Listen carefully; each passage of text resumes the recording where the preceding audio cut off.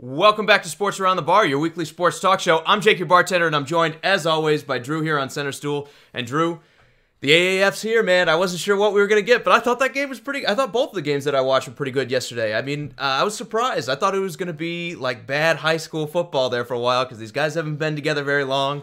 They haven't been working together. There were a few moments where it brought me back to when I played high school. You're like, I can go out there and do that. I can do it. And then I looked how big they are, and I was like, yeah, never mind. I'm good. I'm going to try not to get hit by one of those guys. Yeah, no, I mean, I'm not going to lie. I was worried about it at first, but they wound up. There were some good plays, especially the second game, which was San Antonio versus San Diego. There were some good plays in that one. Even though the score stayed low, there were some good catches, some good catch and runs, a couple tightrope on the sideline plays and everything. I was impressed. I was really impressed. It beat my expectations, which, to be honest, were pretty low to begin with. What's going on, Matthew? I'm glad you're here early. Man, did you watch any of the AFL? I mean... the AAF. I know. I want to throw the L in there no matter what because it's a league to me.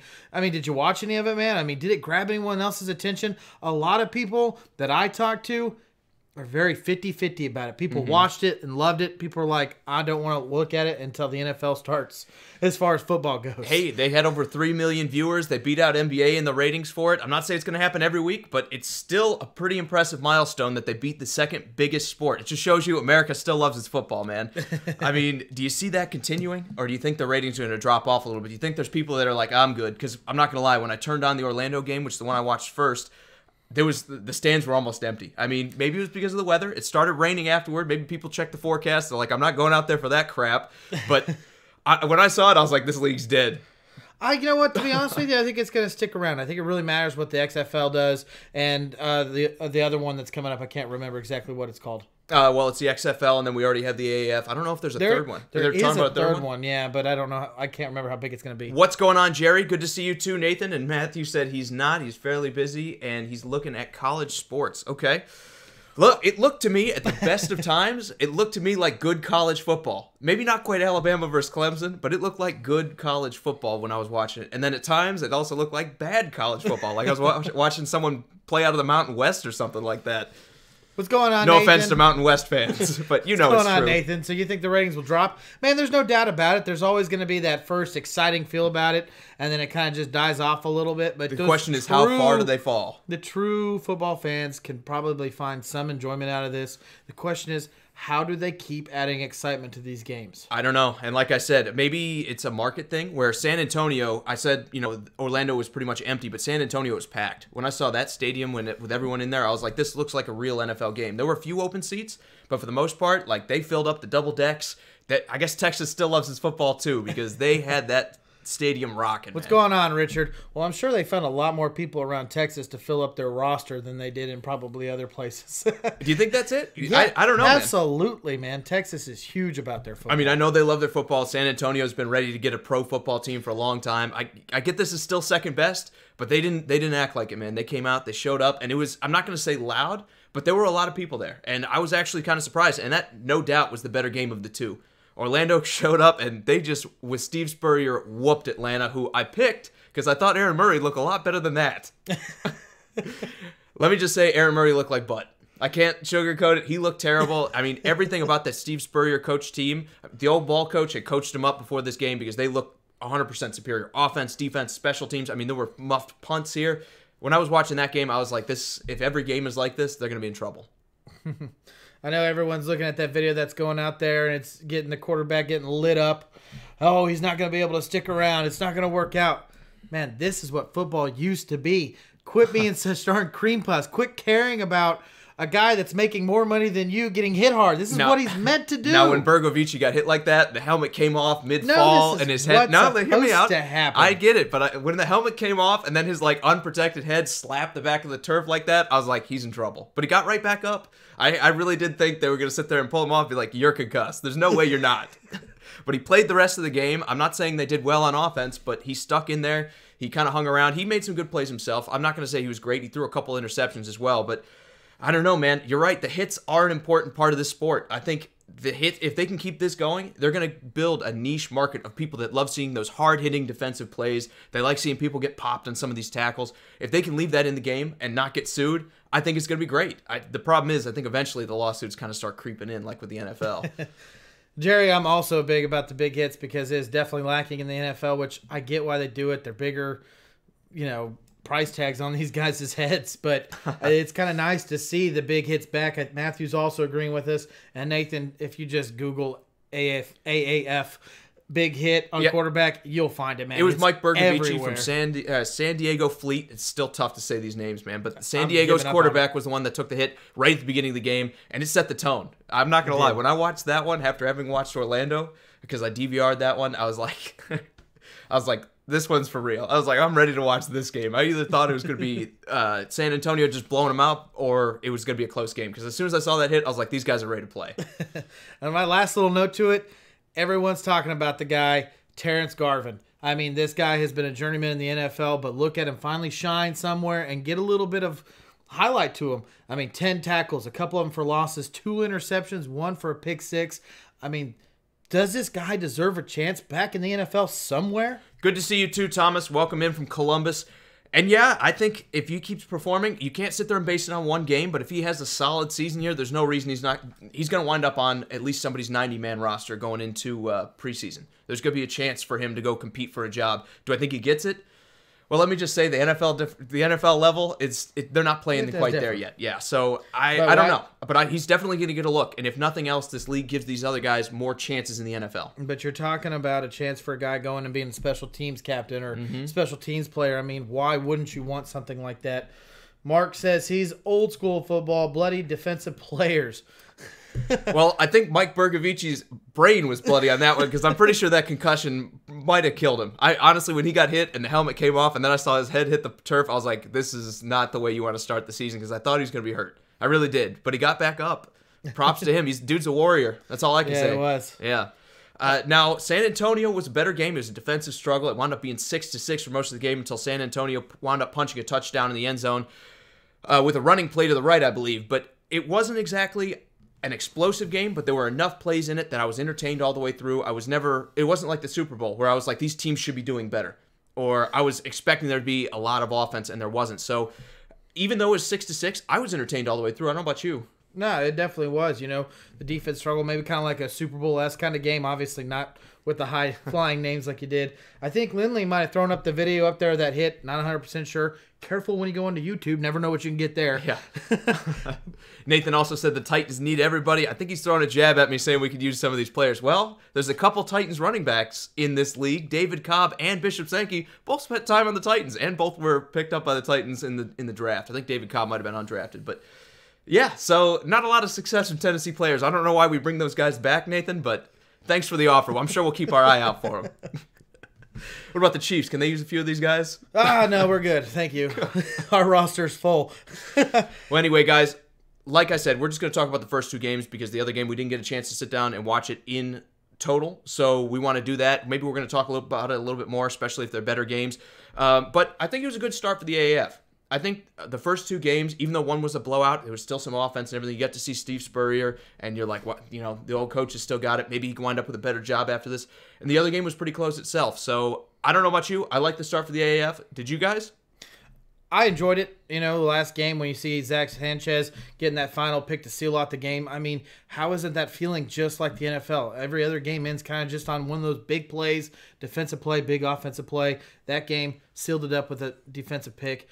I mean, it's football. If you want to watch football, if you miss the NFL, if you're not excited how the season ended, including myself, this is a good chance to watch something. Maybe the XFL is going to be better, but right now this is what we have. Well, Mark doesn't agree with that. He says, at least it doesn't seem to be like that stupid XFL. Now, Mark, I think they did learn a little bit of a lesson from the last time the XFL was around with all the weird rules and everything. They said they're going to mirror regular football a little bit closer. They're going to mirror the NFL a little bit closer. So I don't think you're going to see a bunch of weird stuff from the XFL like the scramble or whatever. But you may see some rule changes. Like this one, there's only the 2-point conversions where you have to go for it. There's no extra point. And then the other rule that I thought was really strange, just before we move on, one final point, is you're only allowed rushing with 5 guys. You can't send the house on a blitz or anything like that. I get it. These offensive linemen haven't worked together for a while, but does that take away from the game? I don't really like limiting defensive options. If you want to send 8 guys, I think you should be able to send 8 guys.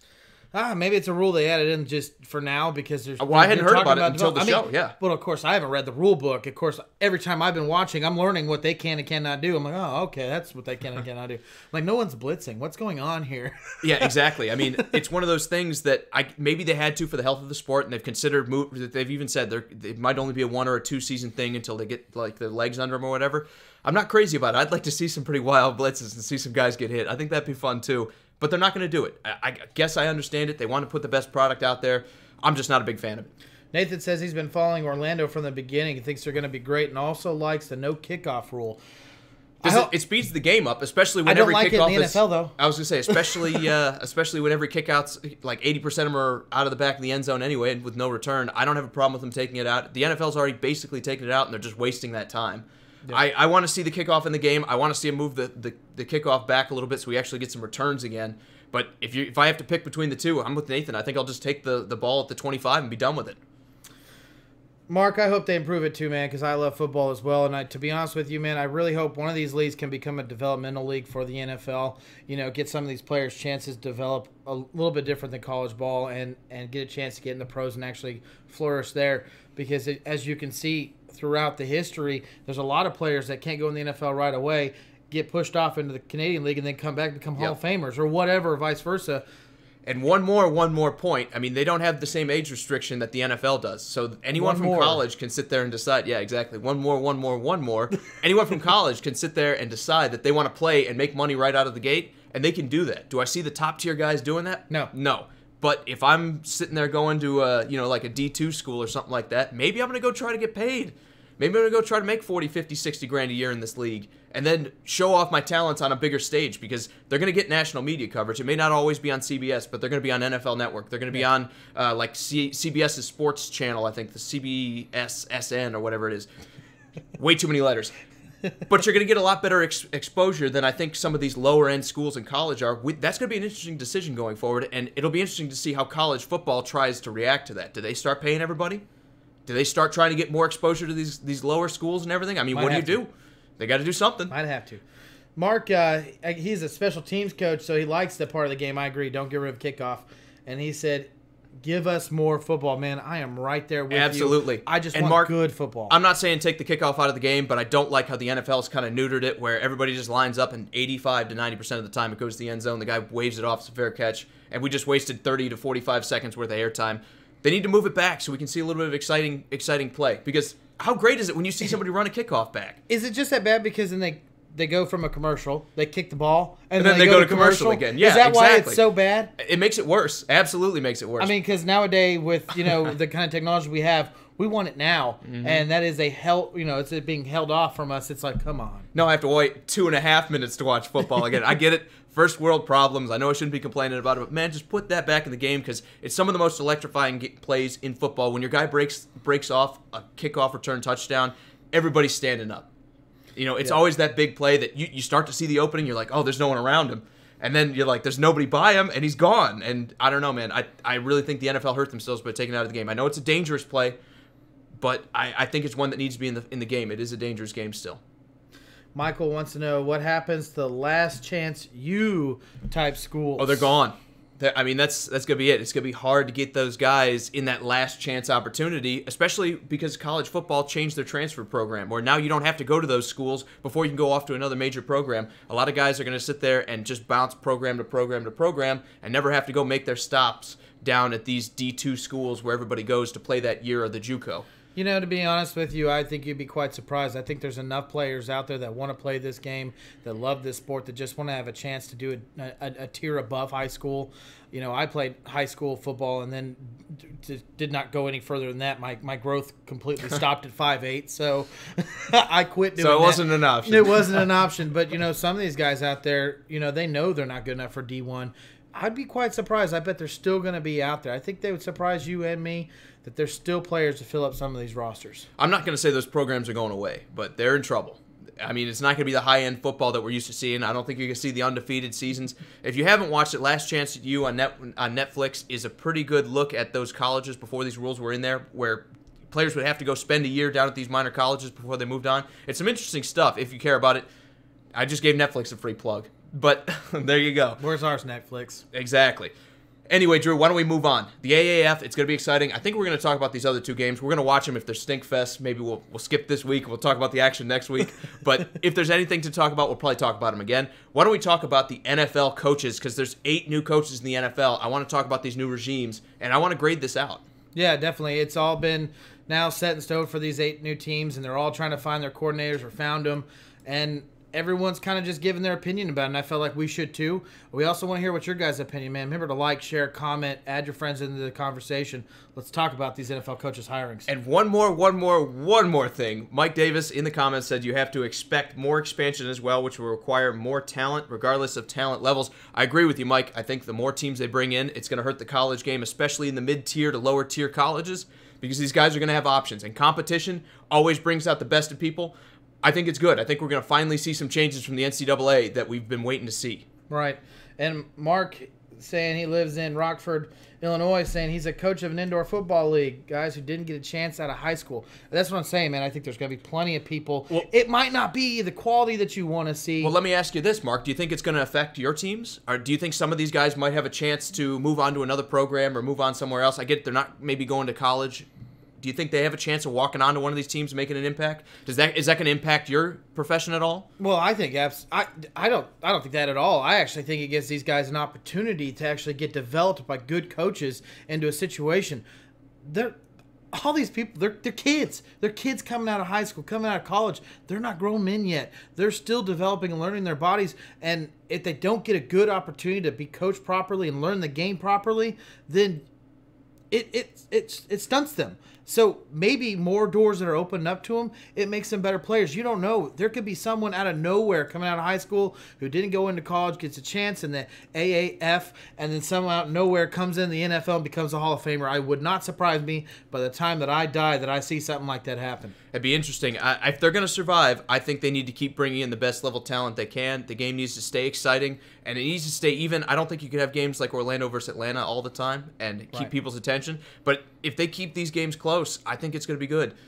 Another point that I want to make. I know I'm trying to move on. I'm trying to move on, but I want to talk about this because I'm excited about it. 1-0-1-1-0-1-1. The refs. They made some pretty questionable calls. I mean, do we get minor league refs for this rule, too? Absolutely. I mean, there was the catch in the end zone that was like clearly a catch. Those guys are trying just as hard to get the NFL to. I don't think so. They're not doing a good job. Let's just say the players are closer to making it than the refs are. Because there was the one where the interception in the second game with San Antonio, where the guy clearly had the pick. Like, he was under it. He clearly had the ball. They ruled it, like, incomplete. To me, I was like, that's cut and dried. And then they challenged it, and they kept it the same. I was like, what?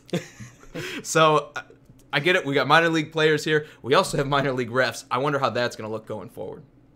All right, now let's talk NFL coaches. Are you ready? I am. I think so. Do you have another one, though? I'll let you know if it comes up. Okay. But why don't we start with the Arizona Cardinals? You know, they are the team that has the most to build, the most to gain from a new coaching system.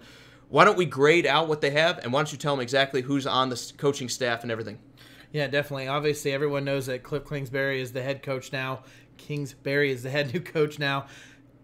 Kind of, no really professional, stage of all of coaching. Now he's a head coach of an NFL team. Ooh, question mark. Offensive coordinator still searching. Brian Leftwich left. Is that a question mark? They're not having that, and they found a defensive coordinator in Vance Joseph. Of course, that guy was looking for a job anywhere you could find him. You're gonna kill me. One more thing.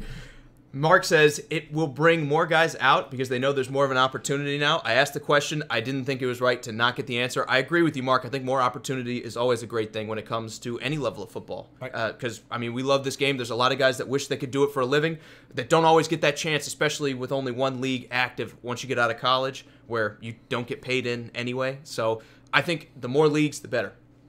Going back to the Cardinals, have you given him a grade? Do you want to give him a grade? Well, go ahead. You go first. I don't really love the Kingsbury pick. If it can fix Josh Rosen, if it can give him a better chance, I think it's the best situation. I really didn't like the way they treated Steve Wilkes. You hire the guy and you fire him within 1 year when you already gave him a garbage roster and you knew that you weren't really competing this year anyway. I didn't like that move. I thought it was one of the most disloyal things we've seen out of the NFL. Usually they give these guys at least 2 or 3 years. Look at Hugh Jackson up in Cleveland. They gave him almost 3 years, and he won 3 games. So I really felt like that was a knife in the back. But Cliff Kingsbury's coming in. You know, they brought him in because they want to fix Josh Rosen. They already spent the pick. I know there's been the connections with, are they going to draft Kyler Murray because he said he has? No. You can't give up on a first-round pick quarterback after 1 year. It's not going to happen. I'm not crazy about it, but if he turns it around, maybe there's a shot. I'm going to give this pick a C+. Because he is the quarterback guru, because he's coached guys like Mahomes and Baker Mayfield. Even though it hasn't been for their entire careers, he's had his hands on some of the best college quarterbacks to come out in recent years. Maybe he can turn Rosen around too.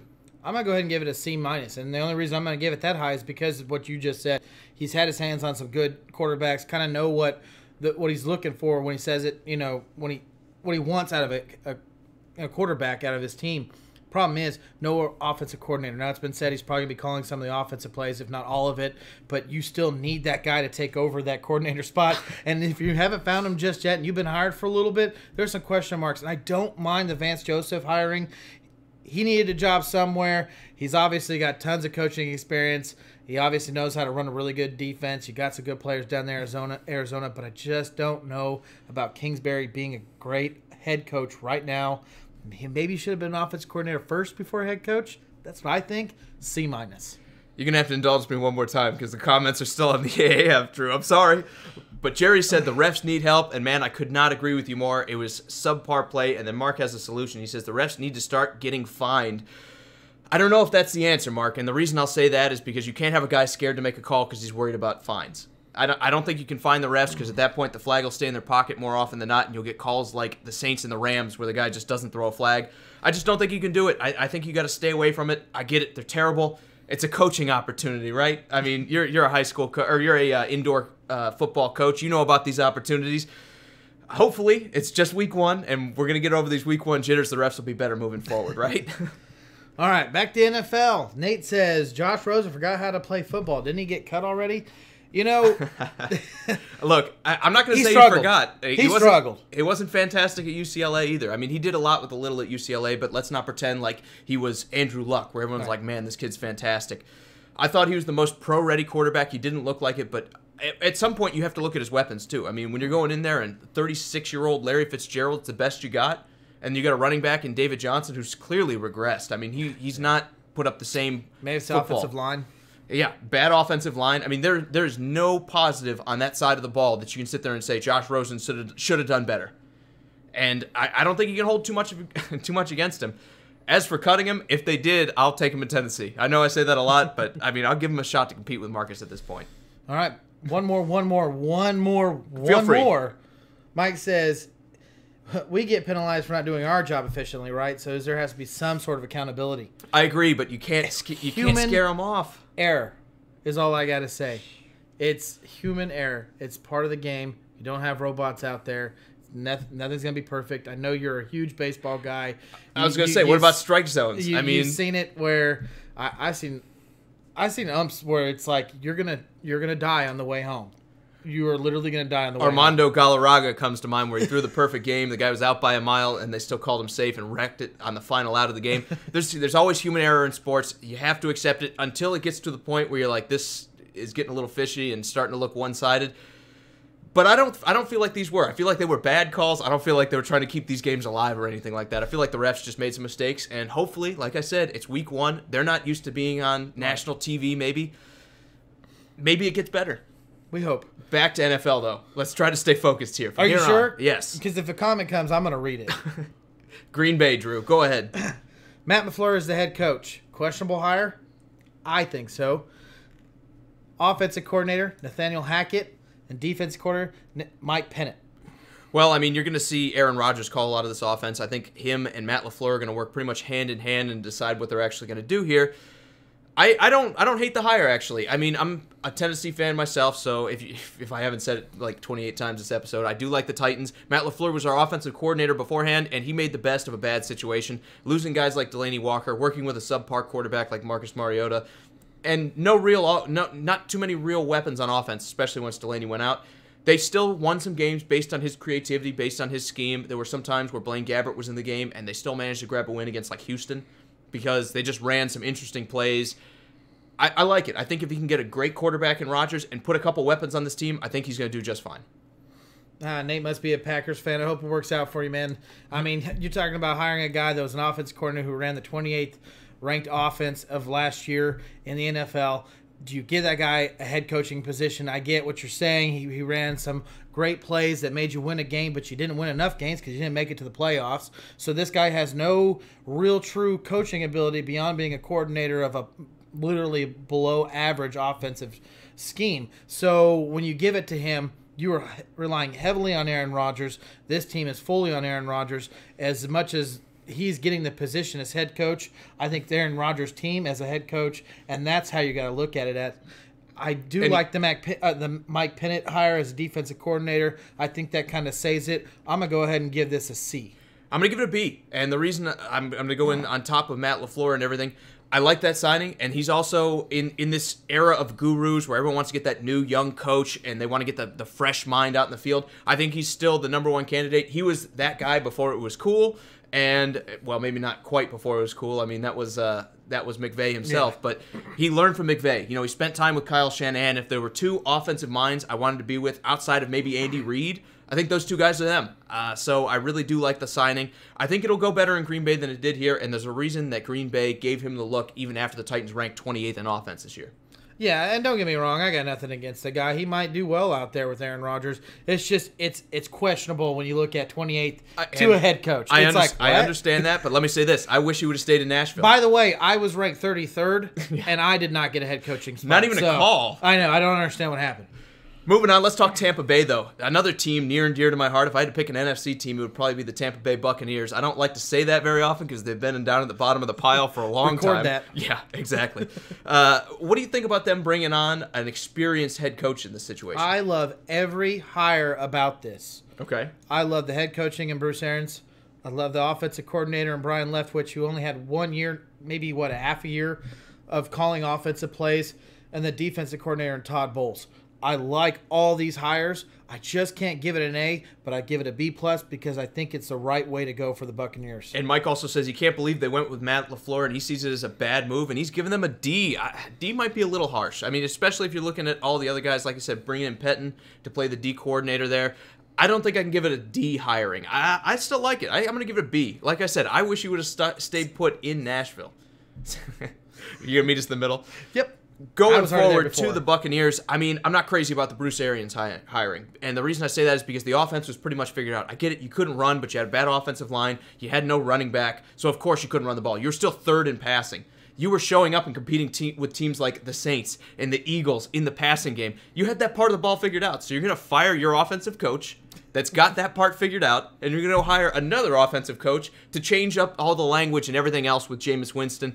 I don't really like the signing for that reason. I do like Bruce Arians. I think he's a great coach. I just don't think bringing in a different offensive guy when that was the best part of your team was the right move. If you're going to move on from Cotter and you're going to change everything up on Jameis Winston anyway, go sign a good offensive coordinator and sign a defensive guy because guess what? You've been at the bottom of the league for years now. Maybe try fixing that side of the ball for once.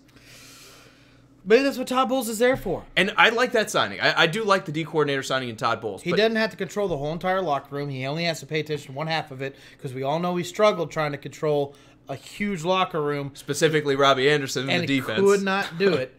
And then Brian Leftwich, he is the same kind of quarterback player that Winston is. Obviously not that high of a draft pick. He was still in the first round. But he's still that kind of big body kind of player, that big arm, plays the same kind of style. Maybe that helps him because they did spend a number 1 pick overall. They did invest in this guy and still is investing in this guy. Maybe because they bring in 2 guys like this who can sit there and work with him and help him with his turnovers. Maybe it's a positive. I still got to give it a B+, even though I like all the hires. I'm going to go B-. I still, like I said, don't think you should move on from Dirk Cotter. I was in the camp of give him 1 more year, especially after you had all that passing success with... I mean, they've got wide receivers, but they didn't have an offensive line to protect Jameis, and they had multiple rotating quarterbacks with Fitzpatrick in there as well. I don't know. It's a good hiring for what it is, but I think they should have went a different direction. That's why I'm only going B-. Now, also, Nathan says, damn, you got no call? Well, Nathan, that somebody might get fired, okay? We might get a Hugh Jackson scenario in the middle of the year. Drew's going to stay waiting by the phone. I'm waiting. Nate also says, you really know how to pick them, don't you? I'm not sure what you're talking about, but thank you. I did pick him. Jerry also says the Bucs will be better this year. Jerry, I hope you're right, man. I don't think you're right, but I hope you're right. I think, again, you're changing up for the first time. Winston and Fitzpatrick had some success in the passing game. They look, two mistake-ready quarterbacks actually looked halfway decent, and then you're going to change the game on them. It's not the right call. Not the right call in my book. Maybe the defense looks better with Todd Bowles. Maybe they invest a little bit with this being a defensive draft and a bunch of defensive free agents. I just don't see the switch flipping for these guys, especially when you still have the Saints playing, the favorite in that division, and Atlanta probably who's going to get better. Right. Moving on, let's also talk. Nathan says it'll help Tampa out, and Mike also says you'll like Art Smith better. As a Titans fan, let me tell you, who is Art Smith? What has Art Smith ever done? That was they took all our guys hiring. Anyway, Nathan also says James is a bust. I think he means Jameis and Winston. Yeah. And yeah, I mean, that entire quarterback class seems to be coming up shy. Derek Carr seems to be the best one out of the group, and even he's having questions as to whether he'll stick around in Oakland. So 2015 may not be the greatest draft for quarterbacks. We may not be going back like we did in one of our other posts and talking about how this was one of the best drafts ever.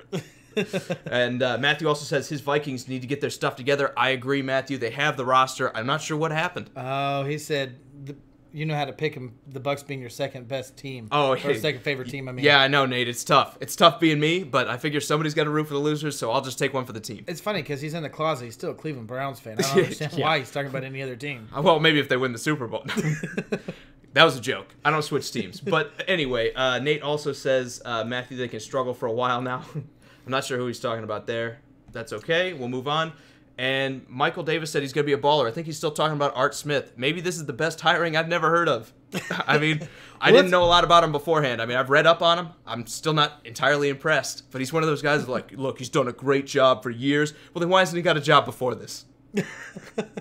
So that's going to be interesting. Broncos, man. You want to do this? What did the Broncos bringing in, man? They're bringing in Vic Fangio. See, I stumble on it too, Drew. And that's how I did it. Rich Scargarello and Ed Donatel. Did I get through that okay? Yeah. Offensive coordinator's Rich and the defense coordinator's Ed. Yeah. Rich and Ed. Fair enough. Anyway, what did you think about them signing a defensive guy like Fangio, bringing him in from Chicago where he had a great defense 2 years ago, an even better one this year? Do you think that's the right signing in Denver, or do they need to focus on the other side of the ball? I absolutely loved this hiring when I thought Gary Kubiak was going to come back and call this offense. I loved it. I said they focused on their strong point, which is their defense, and they need to get it better. Look at what's going on around the AFC West. You got Patrick Mahomes. You still got Phillip Rivers. You still got Derek Carr. They obviously need to get something going on that defense side of the ball to stop these powerhouses of an offense. Yes, the Raiders aren't that, but they could be at some point in time with a play caller like Derek Carr. So I was like, yes, this is going to be great. You're going to bring Gary Kubiak, who can run a great offense, that knows how quarterbacks should be playing the game. And then he says he doesn't want to do it. He says he's going to step back and go a different way. They have to bring in someone like Rich Scandarello. It makes me not love this pick just as much. Yes, they get a focus on the defense. But because of that, because of Gary Kubiak moving on, I have to give it a B. I'm not wild about it either. I actually gave it a C+. I think they went with the wrong guy because they were also considering Mike Munchak to be the head coach here. And I think that kind of dirty, grind-them-out running game is what would help Denver right now. I mean, you've got these high-flying, passing offenses out there in the West with Phillip Rivers and the Chiefs with Patrick Mahomes, like you said before. I think they should have focused on the run game. But he did stay there, and he's still going to be the offensive line coach. But does that make that big of a difference? They should have. I still think they should have went with him being the head coach. And the reason I say that is because the defense is pretty much figured out. It's still the best facet of this team. You need to fix the offensive line, which he will help with. You need to work on the running game, and you need to run with that kind of philosophy of we're going to play ball control, we're going to play ugly defense, we're going to play ugly offense, and just run the ball all over the time. You know what? We're going to pound out some ugly wins. That's the direction I probably would have gone with. I don't hate Fangio as a coach. I think if you look at it, there is a little bit of history of him declining over time with his production with defenses, which is why he's moved around a little bit. So I'm not wild about this pick. I'm going to be honest with you. I give it a C+, because they could have done a lot worse, but I still don't think it's great. I agree with you right there. Jerry says Broncos will get swept by the Chiefs. Well, yeah, duh, dude. You're a Chiefs fan, you know. And then Nathan goes, AFC West is going to be horrible. The Chiefs are the only real team. Did you watch the Chargers play? Well, let me say this to Nathan's point. They narrowly beat some teams they should have annihilated. Okay. Like the Titans when they were down. Like the Bengals towards the end of the season. They're a good team. I watched them in the Patriots game, and they didn't look too great then. they're a good team. Yeah. Look, I think it's too early to take the Chargers out of contention. I know we're getting a little bit off on a tangent here, but they're getting two great players back on both sides of the ball. Trust me, this team's going to be presumably much they're going to draft a defensive tackle to help out on the defensive line. Much better. Yep. So, again, 2-horse race. I think if the Broncos want to make it a 3-horse race, they should have went for the counter punch. They should have gone with the ugly football, and they should have hired Mike Munchak. I get it. He's a Titans guy. You're going to say I'm a homer, but not even for that reason. I think they should have gone offense when the defense is already pretty much sorted out, and then maybe try to steal Fangio to your defensive coordinator and say, hey, if this Munchak thing doesn't work out, it's you. But I mean, I'm not crazy about it. I'm going to be honest with you. I think Fangio, again, you've seen declining results, which tends to speak to his locker room decorum and everything like that. I still think he's a great coach. I just don't think he's that guy that 5 years from now we're going to be talking about being the Broncos head coach. I don't hope that for him, but I hope that because I'm a Chiefs fan. I hope they struggle forever. Let's talk Jets. Jets. This is actually my favorite hiring out of all the hirings. It's a coach that should not have been let go last year. Obviously, Adam Gase is now the head coach of the Jets. The offensive coordinator is Dal Loggins, and the defensive coordinator is Greg Williams, which I also think is a great hire for that defense, who was struggled a little bit last year when they have way too much talent on that side of the ball. I love this hire. Did the Jets hit it out of the park? I think they hit a so. home run. Absolutely. The only question When was is, the last time we said that? The only question is, can Adam Gase get the best out of Sam Darnold? That is the biggest question. Is that the guy that's going to bring Sam Darnold out of the funk? Because I don't care what anyone says, he did not look good this year. He had some bright spots. I don't think you can sit there and say that. Especially the Texans game comes to mind for me. He had some games, especially towards the end of the season, with subpar receivers where he looked good. I mean, Enunwa was gone by this point. They had some other injuries along the offense, losing guys like Crowell, and he still showed up. He still played pretty well in these games against defenses that were just getting through and mauling him. It wasn't because of the talent around him. It was because of the decision-making that he made during those plays that made me go, dude, that's not what you do in the pro level. He was still making college level decisions. Early on, he made mistakes. I'm not going to disagree with that. Early on, he threw a lot of picks, but that kind of calmed down towards the end of the season. I think he's starting to turn it around, and now bringing in a guy like Adam Gase, he's gotten the best out of Jay Cutler. I think we got the best out of Ryan Tannehill last year, and we're going to be talking about how this was the swan song, because we thought that Dolphins team was a 2-win team. They won 7 games, and if you look at it, most of them, Tannehill was there for it. And that guy should have never lost his coaching position. I agree. I think the Dolphins should have stuck around with him. Whether you move on or not, I guess I kind of understand, because they want the new quarterback. They want the new coach to go with it, so he gets to pick his guy. You get that gelling. You don't want to have to wait another year, have Adam Gase stumble again with a new young quarterback, and then you have to bring in a head coach that can't take a quarterback in his first draft. I guess I get it. I think it's the wrong move still, and I think the Jets are in a fantastic spot to steal a guy who's going to know just about everything about this team. He's going to know everything about these players because he's coached them for 3 or 4 years now. I think it was 4. I think it's a great hire by the Jets. You're gonna one up another team in the division. You're getting an offensive guy that's a good coach, supposed quarterback guru, and then you brought on a great staff behind him of offensive and defensive coordinators. I think it's a pretty good move. I'm not crazy about Dial Loggins, but he worked with him in Miami, so I don't hate the pick. Right, and because of this, and now you guys kind of know, spoiler alert, this is my highest grade. I give this coaching hire an A. I'm going to go A-. And the only reason I say that is because I'm not going to sit there and say they hired Bill Belichick. I'm not 100% sure it's going to work out, because we did see Gase struggle a little bit down there in Miami, but I still like the pick. I still think they did the best, especially when they didn't get the first couple coaches off the board. I think the Jets did a great job for the first time in a long time. Moving on, Drew, why don't we talk about our next team, the Cincinnati Bengals, and this one might be a little bit tougher. Yeah, it absolutely is. It's a question mark. Their head coach hire was Zach Taylor. Obviously, that just came out just recently. They're still looking for an offensive coordinator. They're still looking for a defensive coordinator. They did find a special teams coordinator, so with Darren Simmons, so they're in the right step. But do you like this hire of Zach Taylor? Did he deserve to be the head coach? Does the Bengals organization, which we all have question marks on their ownership, did they make the right decision to bring this young man in? I don't, and let me poop on that in just a second. Nathan also says he doesn't think the Cardinals coach should have been fired. I agree with you, Nate. I don't think it doesn't matter who it is. There's almost no reason a coach should be fired in the first year. I don't care if they go 0-16, unless there's something going on behind the scenes, like a drinking problem or drug abuse or something like that, or maybe he has like Adam Gase's eyes in a press conference. Drinking any problem, any other reason. I mean, like serious, like showing up to the game, passing out, not being able to handle drinking problem, huh? Yeah. I'm just kidding.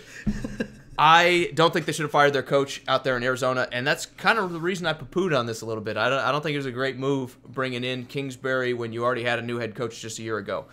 Going back to the Bengals, I also think this kind of smells to me like we couldn't get anyone else. And this is supposed to be like the 28th guy down the list that's supposed to be the next coaching guru, the young guy that, oh, he's going to revolutionize the way we play offense.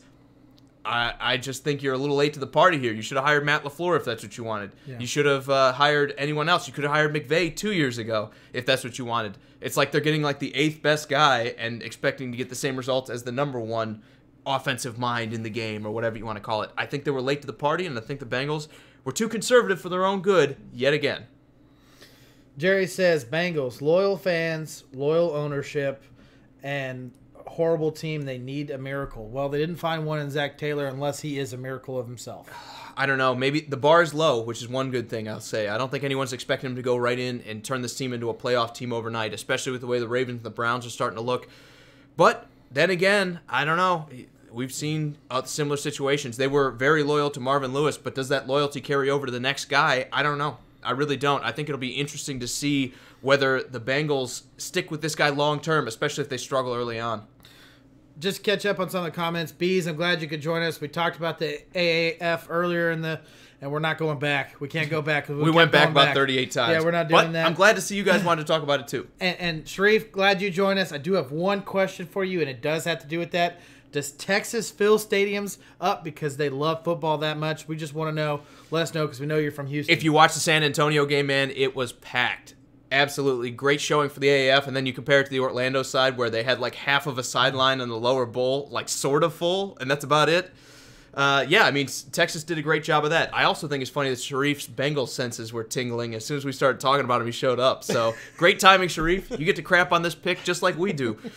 I'm not crazy about it, Drew. I'm going to give it a D. I mean, they still don't have an offensive or a defensive coordinator. I get it. He just got on the job. But you're late to the party. Everybody's already got their coaches here. Party. Yeah, you're struggling. They wanted the Rams coach. You have to wait until the season's over to announce any signing. I get that. But, again, when all these other guys are coming off the board and you're not really seriously going after them, usually it doesn't wind up turning out very well for you. Well, to be honest with you, it kind of shows his lack of leadership as a head coach he's going to have, because he should have been going out and reaching for offensive and defensive coordinators. I mean, look what McDaniels did before he let the Patriots, or was going to lead the Patriots going to the Colts. He was already hiring his coordinators because that's what you need to do. You need to get out there and get those big names first. The fact that he hasn't found them yet is a big question mark in my opinion. Zach Taylor needs to figure out what he's going to do with those positions. Nate says the bar couldn't... Real quick, before you go into that, I give them a D-. That's the worst grade I have. I think they're going to struggle for a few years if they keep him as head coach. Nate also says the bar couldn't get any lower for the Bengals. And now let me just ask you, have you ever seen the Browns?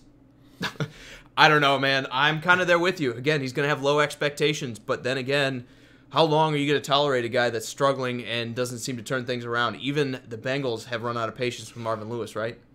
Yeah, absolutely. Yeah. I mean, just like Sharif said, it's 13 years of mediocrity. It's kind of like, and he's at least he took it to the playoffs. He's giving it an F-. He's questioning us on the D mark. So it's interesting, man. I'm going to give him just a D because, again, maybe this works out. Maybe they found the needle in the haystack. Maybe they got the guy that, Matt LaFleur and a lot of these other young coaches that everybody's hiring don't pan out, but they got the guru that actually does know what he's talking about coming from McVay's system. That's why I can't go all the way with an F. That's why I'm going D- just because of that what just if. The edge. What if? We don't know what he's got. He's not an old coach. It's not like someone went out and hired Marvin Lewis and was like, what are we going to get out of this guy? We already know we're getting out of him. Zach Taylor is a new head coach. What do we get? I can't give him an F. It just sucks he's that late to the game. Nathan also says the Bengals could hire you, and they would have been a better hire. So stay by the phone. You never know. Week eight, you might get that call. Running that 33rd offense was a real struggle that I did, but I did it real well. So I'm just kind of waiting by the phone. Let's talk Browns, because we're going to have some disagreement here. Ben has already given them an A+ in the comment section. I'm going to go the opposite end of the spectrum. Before I even talk about this, I'm going to give them an F. And the reason is, you just won 3 games in, 3 years? And then you win 6 games with Greg Williams, and you fire him? He turned the system around by himself. You fired him. You didn't fire him because he never really had the job. He was the interim. But you let him walk. Okay. You let him walk. And, I mean, the guy doubled Hugh Jackson's wins in, 10 games, 12 games? honestly, you let a guy like that walk, it's absolutely atrocious. To me, bring Kitchens on as your offensive coordinator. Give Greg Williams a 1-year contract. Say, look, buddy, you had a great showing this year as the interim head coach. Now it's the prove-it year. Show me that you can consistently do this with Baker Mayfield and get the defense back on track, and then we can talk about you getting a long-term contract. They didn't do that. Instead, they went with Kitchens and said, let's go get our young guru. And they let Baker Mayfield, who's a 24-year-old quarterback, decide who needs to be the head coach because he likes Tony Kitchens. Browns, let me just say, Haslam family, this is why you guys aren't any good. You don't let a 23-year-old make decisions for $1 billion company. You just don't do it. You just don't do it. Sharif must be a huge Browns fan because he said, I want to screw Baker Mayfield. That's what I saw on this, and that's what I'm going to go with. So he must be a huge Browns fan.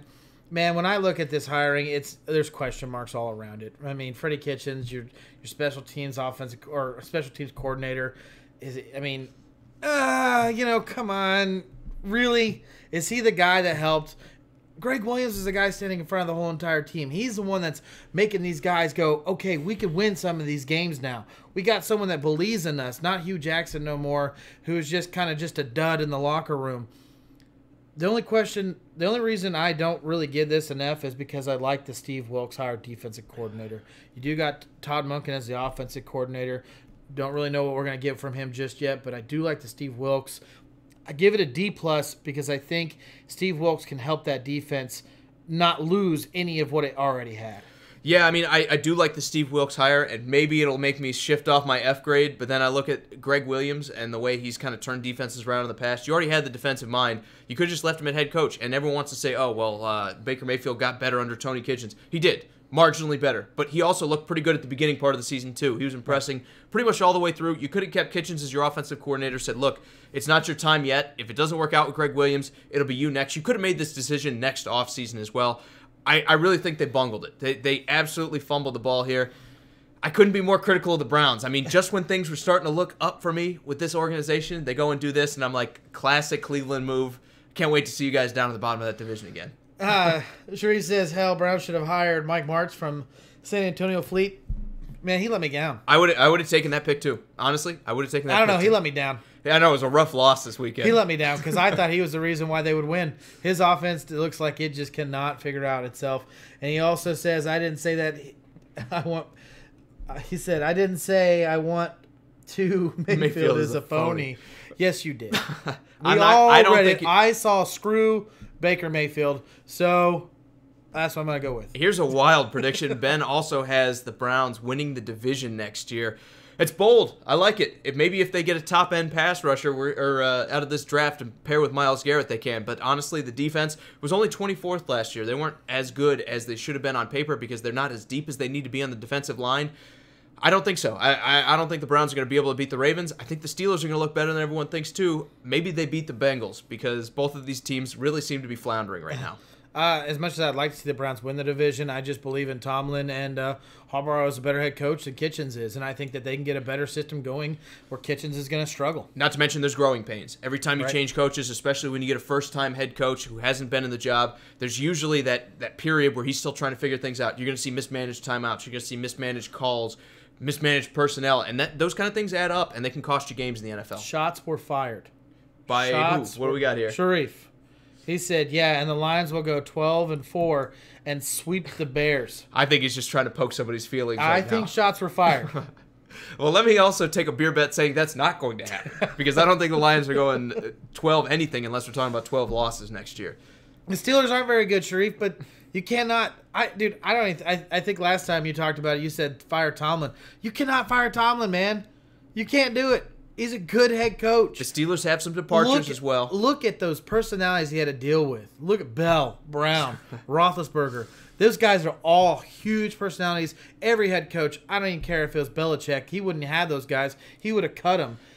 Well, you know what? We said the same thing when Mike Wallace and Emmanuel Sanders left the Steelers. We're like, they're losing these top-end receivers. What are they ever going to do? Yeah. And then the next guy shows up. So I'm not saying Juju Smith-Schuster is going to be that guy necessarily. I hope so. But they've always managed to get by with Big Ben. And I think they're just going to have that next guy up, and it won't be Justin Hunter, who's on their roster, another former Titan, but it will be another guy that maybe they draft. How do you know all these Titans players going everywhere? Because I know everything, Drew. Haven't you figured that out yet? No, you don't. And as far as, like, I love the Chiefs, and when they leave, it's like, whatever. They're dead. Where'd they go? Exactly. Well, not me. When your team's not successful, you watch somebody move off and be successful, you're like, that's so nice. You feel like their parent. You're like, at least they made something of themselves. That must happen a lot with Titans. More than I like to admit. All right, let's go to the very last hire. We got the Dolphins, which, well, obviously, you know my opinion about it. That head coaching position should never have been open, but they did fill it. They filled it with Brian Flores. They got an offensive coordinator with Chad O'Shea. They got a defensive coordinator with Patrick Graham, and one of my favorite is assistant head coach, also quarterback coach, Jim Caldwell. And one of the reasons I'm higher on this pick over the Bengals is because they had their ducks in a row. They went and they looked at it, and even though Flores, there was the rumors they talked to him beforehand, he had his coordinators ready to go. There was no delay. It's not like the Bengals where they're like, somebody's going to be our offensive coordinator right now. We're not sure who that's going to be, but somebody will. I mean, they had everything lined up. I'm not crazy about the Flores hire. I think they hired him because just like the Jets wanted to get a leg up on the Dolphins hiring their coach, they're thinking that bringing on a Belichick protege is going to be the instant answer, and all of a sudden, he's studied under Belichick. He could be the next big coach. Well, we've been saying that since Eric Mangini, and guess what? Not many of them have worked out. The best case, probably Bill O'Brien. I mean, I don't know. There's not really a lot of success stories coming off the Belichick tree. I think they're hanging on wires down there in Houston, too, with that one. Well, they were a couple years ago. I don't know. I think the playoffs might have saved him. Got him a little bit more rope. Cherise said Phil Jackson coached Dennis Rodman and won 3 with that. Well, he did. I mean, but that fruitcake wanted to play basketball. Or, you don't know what Bell or Brown want to do because it's not about the game with them. It's not. It's about individual status. It's not about what the team can do or how to win championships. If that was the case, Bell would have been out there playing. Brown would have shut his mouth and played and talked about it after season. And let's not forget, Tomlin totally changed the culture of the Steelers when he got there. They were a running team beforehand, running with guys like Bettis under Coward. And, I mean, he flipped the script overnight. They were a good passing team because he brought a lot of ingenuity and everything. And I get it. He had Big Ben. He had some weapons as well. But they went from a running team to a passing team without missing a beat. And usually you don't see that in the NFL. Right. Usually when you change schemes or you change what you try to do, you see that dip period for at least a few games of a season, sometimes an entire season. You didn't have that with Tomlin. I think when you look at him, you still have to talk about him as one of the best coaches that just lost a locker room. Real quick, let's just finish up the Dolphins and all the head coach hirings. When I look at this, I love the Jim Caldwell. I love whatever they're going to do. If it's Ryan Tannehill or whoever it is, you get Jim. You can put his hands on this guy. You can hopefully train him into being a good head coach because Brian Flores is not going to be that guy that's going to be able to fix this offense. You're going to have to rely heavily on Chad O'Shea and Jim Caldwell. Hopefully those two guys together can run that offense. I give this a C+. I'm going to give it a C-, and I'm not crazy about assistant head coach. I'm really not wild about giving anyone that kind of power or that kind of title in a regular season until you fire your actual head coach. And the reason I say that is because you're setting yourself up for sabotage. What if things go wrong under Flores? You're going to have Jim Caldwell, who's been a head coach, who's been around the block, that's going to sit there and say, I could be doing better. What is this guy doing? You're setting yourself up for conflict. I don't like putting an assistant head coach on a team. There can only be one chief, and that needs to be Brian Flores. I'm not wild about them. I like the signing. I do like Jim Caldwell as a coach. But if you're going to bring him on, he's got to have a different role than that. I don't like it at all. Well, I don't think they want him as a head coach, or else they would have signed him. And I understand. Purely to look over the offense. It's kind of like what the Rams did when they brought in Wade Phillips. It's purely to just go over that defense. The thing is, he wants to call the plays on defense. I don't know if Jim Caldwell wants to coach anymore. He just might want to be there to be. I mean, to call plays, coach. He just wants to. It takes a lot of humility, Drew. It takes a lot of humility to sit there and say, have run a team, and then to sit there and take that big step backwards where you're a positional coach, and then they give you the title on top of it, if you're the assistant head coach, and then things go wrong. What are you going to say? Well, you sit there and look at this. Tough. You sit there and look at this list and all these coordinators. You got 5 coordinators that I know of that used to be head coaches in the NFL, all taking backup roles. And they did that, but none of them. If you notice, none of them sat there and said, "You're the assistant head coach." And that's my biggest problem with the signing is because they did this. It's like you're almost setting Flores up to fail. The first sign of trouble, you're inviting controversy. You're inviting trouble into your locker room. I don't like that at all. And again, I'm not wild about the Flores signing either. You're taking a Patriots positional coach, and you're just assuming that because he's coached under Belichick, everything's going to be great. I don't want to crap on him too much because this is his first shot as a head coach. I like that they're switching to a defensive style. If you're going to sign a new head coach, there's nothing wrong with flipping styles, but you do also you can't just assume he's going to be successful because he's coached with Belichick. Shree says, stop giving Tomlin credit. He can't control a locker room and has a horrible relationship with Big Ben. Man, listen. But this is the first time. I mean, it's been like 10 years now. I'm a Chiefs fan, okay? I don't like the Steelers. I don't even remotely want them to even be 500. But this team has been irrelevant. And one of the reasons they've been irrelevant has been this coaching staff, because as much as you want to give it to Big Ben, as much as you want to give it to Antonio Brown or Bell, whatever, they can't do it because they don't play both sides of the ball. This guy has created an atmosphere in a team, like you said, gone from a strong defensive side of the team that ran the ball to a weaker side of the defense that threw the ball and still became irrelevant, still was playing in AFC championships. You have to give it to him. I don't like him. He's won Super Bowls. I mean, I don't want him to win. I want the Chiefs to win. But you can't deny this guy. You can't, man. You got to give credit where credit's due, and I do believe that's the case with Tomlin. Just going back to the Dolphins, I'm not sure if I said it. I said it's a C- for me. You did. I don't think it's C+. I don't think it's a fantastic hire, but I think it's okay. I think it's the right direction for the quarterback. And I think that's going to wrap it up, Drew. That's it. I think we got everything. Why don't we go to special thanks, because you guys have been a great impact on the show. We love hearing from you, from both the AAF and also for your head coaching choices and everything like that. So before Drew goes into our special thanks, let me say thank you for all the comments, all the shares, all the likes. We appreciate all of it, guys, and it helps us out tremendously. I can't stress that enough. Yeah, Facebook is totally against us. I don't know if you guys have ever noticed that. We don't get our stuff out there to everyone that, should be watching it with us. Remember, like, comment, share, add your friends in the conversation. We appreciate everybody that does it. And just so everyone knows it, especially when you comment on our show, we'd love to give you special thanks. Thank you, Matthew, Jerry, Nathan, Richard, Thomas, Mark, Lindley, Michael, Nate, Bees, and Sharif. You guys are all awesome. Thank you so much for joining us tonight. And before we get out of here, Nate says good show. And let me just say, Nate, it's a great show because you guys showed up. I appreciate it. Like we said, it's more fun when you guys interact. It's more fun when you guys get in the conversation because we want to hear from you. We want to get your takes. Even if we don't always agree, it's fun to talk about it. It's fun to argue with you about it. And it's fun when I'm right and you're wrong.